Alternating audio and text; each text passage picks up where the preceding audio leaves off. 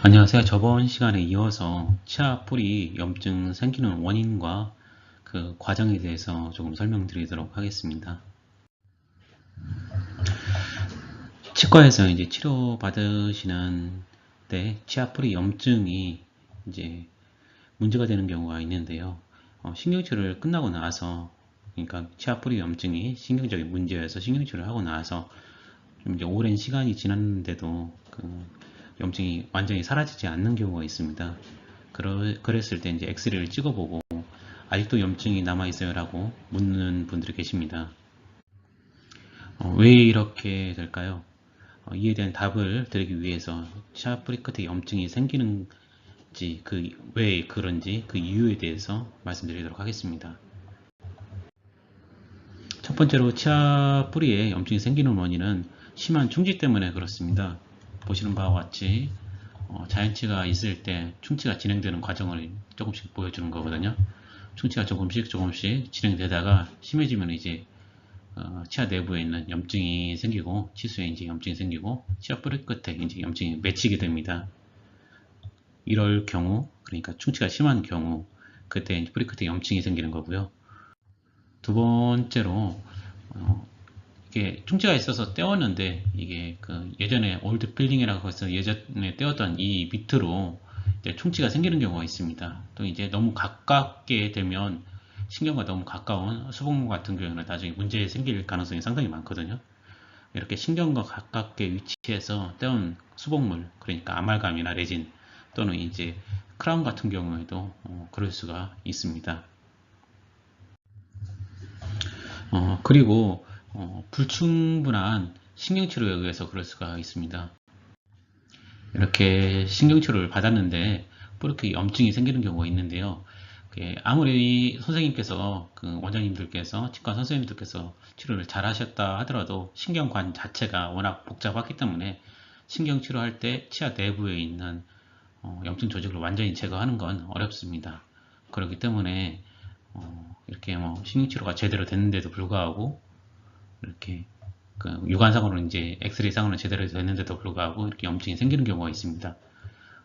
다시 설명드리면 신경관 자체의 복잡성 때문에 이제 신경치료가 제대로 되지 못하면 그때는 치아 뿌리에 염증이 생기게 됩니다. 좀 더 자세하게 치아 뿌리 끝에 염증이 생기는 원인에 대해서 살펴보겠습니다. 치아 뿌리에 염증이 생기는 원인과 과정. 이제 뿌리 끝에 염증이 생기게 되는 원인은 위에서 말씀드렸지만 바로 신경관의 세균 감염 때문에 그렇다고 볼 수가 있습니다.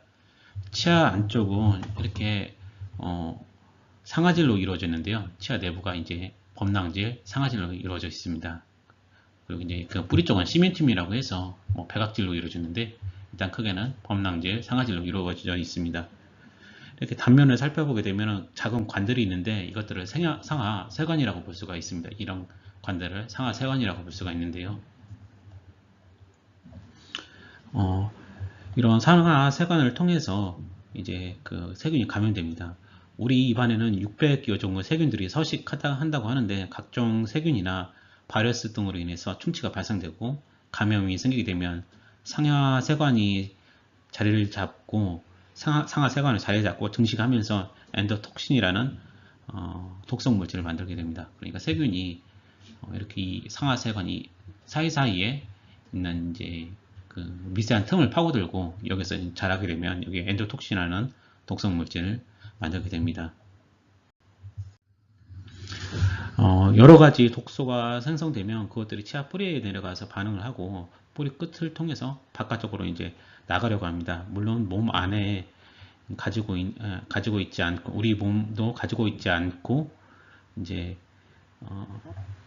죄송합니다. 우리 몸도 가만히 있지 않고 백혈구, 림프, 대식세포, 형질세포 등의 면역세포들과 항체들이 이를 막기 위해서 방어하고 세균들과 싸우게 됩니다. 이제 면역 과정들이라고 볼 수가 있고요. 이렇게 싸우다가 생긴 독소들이 넘어와 면역 한계를 넘어서게 되면 염증이 생겨서 뿌리 끝 주변 뼈가 녹게 되고 유가 조직으로 바뀌게 됩니다.